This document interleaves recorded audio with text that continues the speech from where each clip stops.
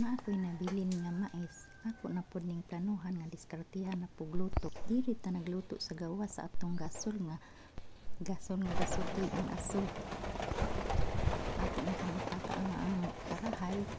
Butang na ito gamay mantika aron pa initin. Pag init ato na pang abutan ning ito ang mais.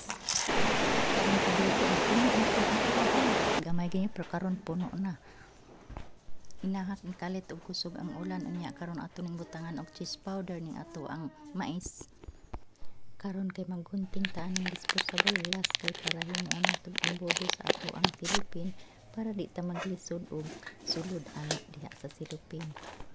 Karon kay daghan naman tag naripa ato na pod ning i-file diri sa plastic tupperware para di ato masudan og amigas. Kay amigas yun akong kalaban din hila. Karon kay ato